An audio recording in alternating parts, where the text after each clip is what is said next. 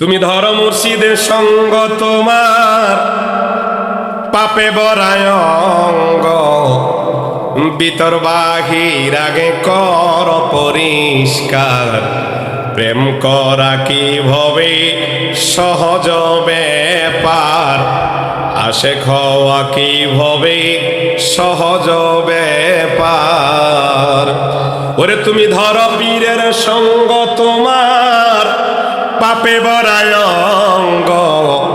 ভিতর বাহির আগে কর পরিষ্কার। প্রেম করা কি ভবে সহজ ব্যাপার, আশেক হওয়া কি ভবে সহজ ব্যাপার। তুমি লইলে পীরের মন্ত্রণা, দূরে যাবে যন্ত্রণা। এ দেহের আবর্জনা থাকবে না রে আর। ওরে তুমি লইলে পীরের মন্ত্রণা। মন্ত্রণার বায়াত রসুল। মন্ত্রণা মানে কি? বায়াত রসুল গ্রহণ করা, আপন আপন মুর্শিদকে ধরে বায়াত রসুল গ্রহণ করা। এই জন্য শায়ের কয়, ওরে তুমি লইলে পীরের মন্ত্রণা, দূরে যাবে যন্ত্রণা। এ দেহের আবর্জনা থাকবে না রে আর। ওরে যেমন পদ্মারে স্বর্ণ পিটাইয়া আগুনে লয় পোড়াইয়া। পদ্মারে স্বর্ণ পিটাইয়া আগুনে লয় পোড়াইয়া। কত সুন্দর করিয়া বানায় অলংকার। প্রেম করা কি ভবে সহজ ব্যাপার, আশেক হওয়া কি ভবে সহজ ব্যাপার। ওরে তুমি ধরো মুর্শিদের সঙ্গ, তোমার পাপে বরায় অঙ্গ। ভিতর বাহির আগে কর পরিষ্কার। প্রেম করা কি ভবে সহজ ব্যাপার, আশেক হওয়া কি ভবে সহজ ব্যাপার। ও তোমার কাম কবল বয়াদি, হিন্দা হিংসা নিন্দা ভয় ইত্যাদি, এসব ছাড়তে পারো যদি মনরে আমার। ওরে কাম প্রবল বয়াধি, হিংসা নিন্দা ভয় ইত্যাদি, এসব ছাড়তে পারো যদি মনরে আমার। ওরে অদম গোলামে কয় থাকিতে সময়। অদম গোলামে কয় থাকিতে সময়। করহে সঞ্চয় নিজে তোমার। প্রেম করা কি ভবে সহজ ব্যাপার, আশেক হওয়া কি ভবে সহজ ব্যাপার। ওরে তুমি ধরো পীরের সঙ্গ, তোমার পাপে বরায় অঙ্গ। ভিতর বাহির আগে কর পরিষ্কার। প্রেম করা কি ভবে সহজ ব্যাপার, আশেক হওয়া কি ভবে সহজ ব্যাপার। কথা কোন ঠিক কিনা? আসলে একটু একসঙ্গে একটু মিলা শরীফ পড়ি। সাল্লাল্লাহু আলা মুহাম্মাদ আলাইহি ওয়াসাল্লাম। সাল্লাল্লাহু সাল্লাল্লাহু জমিন ज़मान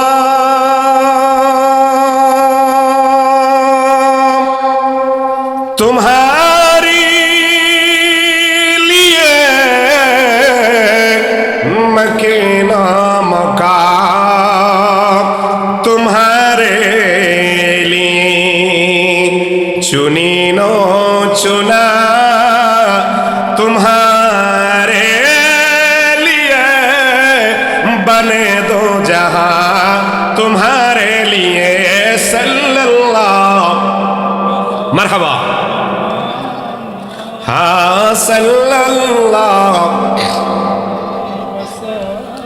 हाँ सल्लल्लाहु मुहम्मद सल्लल्लाहु। अल बहरु अला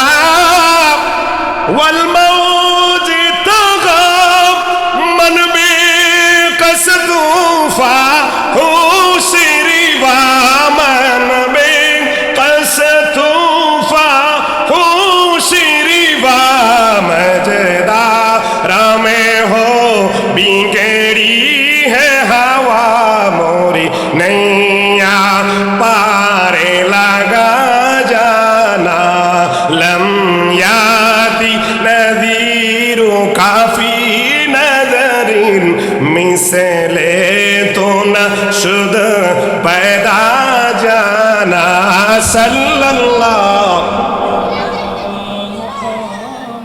हाँ सल्लल्लाहु हाँ सल्लल्लाहु मुहम्मद सल्लल्लाहु दहन में जुबान आका तुम्हारे लिए बदन में जा तुम्हारे लिए हम आए यहाँ आका तुम्हारे लिए उठेंगे वहाँ तुम्हारे लिए सल्लल्लाहु मुहम्मद सल्लल्लाहु वसल्लम सल्लल्लाहु मुहम्मद सल्लल्लाहु जिक्र करी ला इलाहा ভালো লাগে লা ইলাহা লাহু লা ইলাহা মোহাব্বত লা ইলাহা লাহু লা ইলাহা আবাইজান কত সুন্দর মদিনা যেথায় ইমানদারের ঠিকানা বলেন কত সুন্দর যেথায় ইমানদারের ঠিকানা আহা দয়া করুম দয়াল আল্লাহ দয়া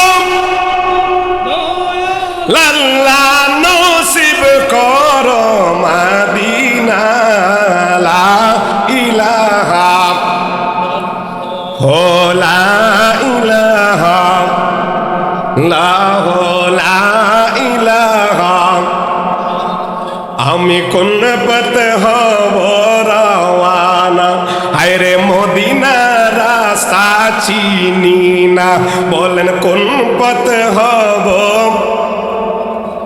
আগা মদিনা রাস্তা চিনি কামেল মুর্শিদ জানেন ঠিকানা আমরা যাব সোনার মদিনা লা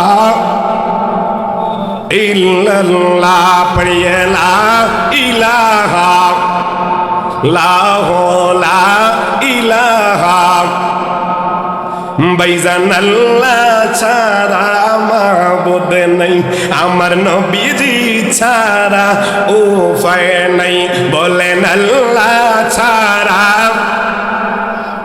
আমার নবীজি ছাড়া উপায় ওরে সেই নবীকে পাইতে হইলে কামেল পীরের দয়া চাইলা ইলাহা মোহাব্বত লা ইলাহা লা ইলাহা ইল্লাল্লাহু মুহাম্মাদুর রাসূলুল্লাহ সাল্লাল্লাহু আলাইহি ওয়াসাল্লাম। এজন্য যারা সুন্নি আছে নবী প্রেম আমাদের অন্তরে আছে না নাই? জোরে কর। আরে নবী প্রেম যদি আপনার অন্তরে থাকে তাহলে আপনি সিদ্দিক আকবর হবেন। কথা কোন ঠিক কিনা? যেই সিদ্দিক আকবর আমার নবীজির সামনে দাঁড়িয়ে বসতে বলতেন ইয়া রাসূলুল্লাহ আমি শুধু চাই আপনার চেহারাটা দেখতে। জোরে কোন সুবহানাল্লাহ। এ বন্ধুরা রে গভীর মনোযোগ। তাহিরি সাহেব আসবেন, শায়েরাও আসতেছেন, আমরা বক্তা। আমি ওয়াজ করার জন্য নয়, যেহেতু এত সুন্দর প্রোগ্রাম করেছেন, নাতে রসুলের প্রোগ্রাম হচ্ছে। বন্ধুরা রে আমার, আমরা সমাজের মধ্যে আমরা এখন বর্তমানে নাতে রসুলের প্রোগ্রাম হয় না। এই বন্ধুরার হাসান ইবনে সাবেত আমার নবীজির শানে তিনি নাতে রসুল পড়তেন। নবীজি সরকারে দু আলম নূরে মুজাসসাম নবীজির শানে বিভিন্ন সময় আবু জাহেল উতবা সাইবা মুগীরারা বিভিন্ন সময়ে আমার নবীজির উপরে তারা বিভিন্ন কবিতা লিখতেন। আমার নবীর শানে তারা কবিতা লিখতেন বিশ্রী ভাষায়, আমার নবীকে গালি দিতেন। উম্মে জামিল ছিল আমার নবীজির চাচি আম্মা, আবুল আহাবের স্ত্রী। ওই আবুল আহাবের স্ত্রী আমার নবীর শানে এমন ভাবে কতগুলো কসিদা লিখেছেন, যে কসিদাগুলো হলো আমার নবীর শানের বিপরীত। আমার নবীজির হাতে যখন এই চিঠিটা আসলো, কবিতাটা আসলো, আসার পরে মসজিদে নববীর মধ্যে আমার নবীজি মসজিদের মধ্যে বসা, হারাম শরীফের মধ্যে বসা রয়েছেন। এই হাতের মধ্যে যখন চিঠিটা পাইলেন, পাওয়ার পরে নবীজি তাকিয়ে রইলেন। হাসান ইবনে সাবিত নবীজির পাশে দাঁড়িয়ে আছেন। আমার নবী কয়, ইয়া রাসূলুল্লাহ, নবী গো, ও মায়ের নবীজি, এটা কি? কয়, দেখো না, বনি কাফেরের আমার শানে বেয়াদবিমূলক আচরণ করেছে, তারা কবিতা আবৃত্তি করছে। হাসান ইবনে সাবিত বলেন, ফিদাকা ইয়া রাসূলুল্লাহ আবি ওয়া উম্মি, ইয়া রাসূলুল্লাহ, আমার বাবা মা আপনার কদমে কুরবান। আপনি বলেন, এই মুহূর্তে অনুমতি আপনি আমাকে দেন। আপনি যদি অনুমতি দেন, তাহলে এই মুহূর্তে আমি তাদের জবাবটা আমি সুন্দর ভাষায় নাতের মাধ্যমে বলে দেব। আল্লাহু আকবার বলেন। হাসান ইবনে সাবিত নবীজির শানে কবিতা লেখা আরম্ভ করেছেন, নবীজির শানে নাতে শরীফ আরম্ভ করেছেন।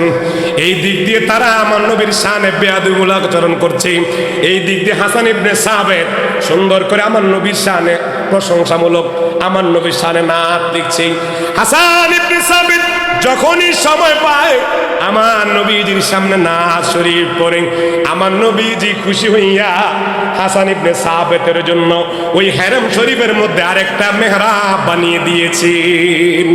নবী আমার উম্মতের দিওয়ানা, তোমরা জানো না, নবী আমার উম্মতের দিওয়ানা, আরে নবী আমার উম্মতের দিওয়ানা, তোমরা জানো না, নবী আমার উম্মতের দিওয়ানা।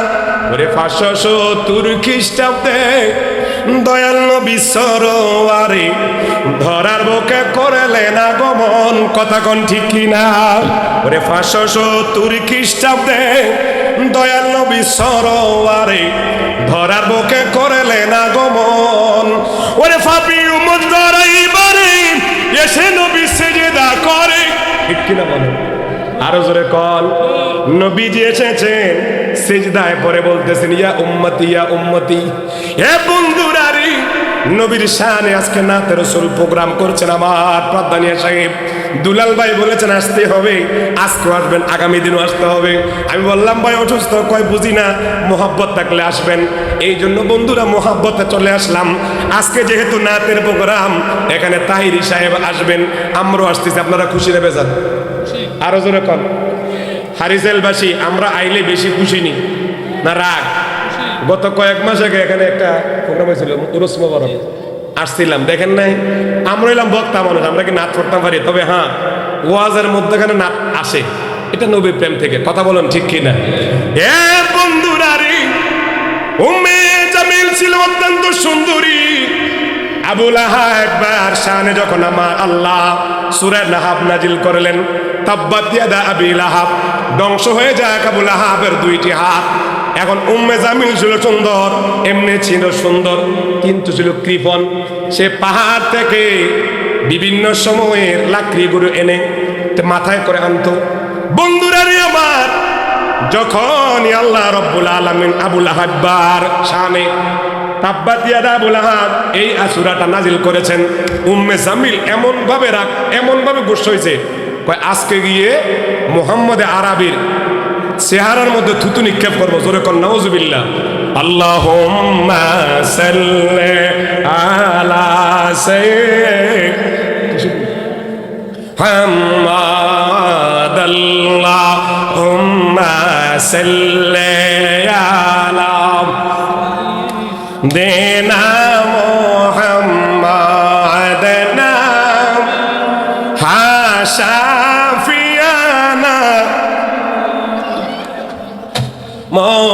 মুহাম্মাদ, আল্লাহুম্মা সাল্লি আলা সাইয়্যিদিনা মুহাম্মাদ নাম শাফিয়ানা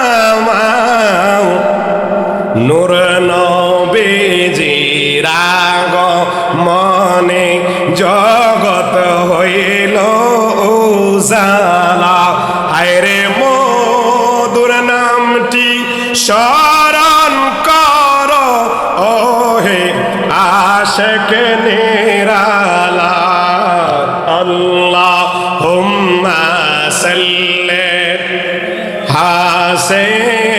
সাইয়্যিদিনা মুহাম্মদ নাবিয়ানা শাফিয়ানা মাওলানা মুহাম্মদ। নূর নবীজির নূরের পরশ রাখেন আল্লাহ যার চোখে। আহা এক নজরে বিশ্ব ভুবন দেখান আল্লাহ ওই চোখে। আল্লাহুম্মা সাল্লি আলা সাইয়্যিদিনা মুহাম্মদ। হায় হায় সারা কদম। আহা হা দুলাল ভাই কি খেলা খেলাইলেন, সুন্দর খেলা। নাতের মাহফিলে না ওয়াজ লাগাই দিয়েছেন একবারে শেষ। গরমে তরমে টিস্যু নাই মিশু নাই। আহা আমরা যে বক্তা মানে তারপরে কি নাতের দেয় যদি কেউ ওয়াজ করেন ওয়াজ বলে হ্যাঁ শুরু করতাম ঘন্টা কিতে কারে হ্যাঁ মাগরিব রাইলে আর তারি এসে পরে গেলে সন্তরিত না এতার 10টা বাজাইছে ঘুমা যাবো কেন, মানুষের কাজ আছে তো, কাম কাজ বসে বহুত বহুত। হায় হায় হায় সোফাটা সরে নেবো সব নামাইলেন নামাইলেন নামাই এখানে রাখেন। এই টিস্যু আনছে মাইক্রোফোন লেছে কেন, ওয়াজ বেশি হয়ে গেছে।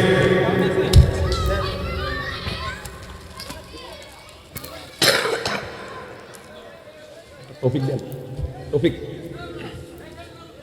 আপনারা কেউ কথা না বলি, আমাদের শায়ের আলোচনা এখন চলে আসছেন।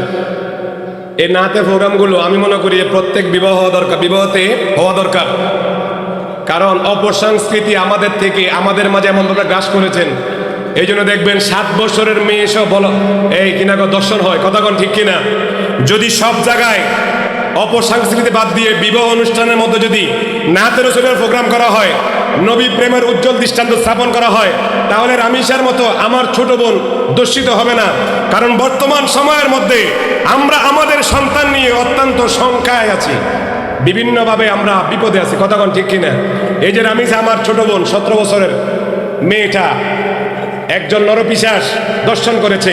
তো আমি বর্তমান সময়ে সরকারকে উদাত্ত আহ্বান জানাবো, আপনিও একটা কন্যার বাবা, আপনি ওখান থেকে হলেও যদিও রাষ্ট্রীয়ভাবে ইসলামী আইন না থাকার কারণে প্রত্যেক দর্শকগুলো আমাদের আইন থেকে ছুটে যায়, রামিসার মতো ওই মসজিদে মেয়ের যদি ওই দর্শককে যদি সবার সামনে যদি কি করা হয়, আপনার ফাঁসি দেওয়া হয়, অন্তত দর্শকগুলো আপনার অবশ্যই সতর্ক হয়ে যাবে।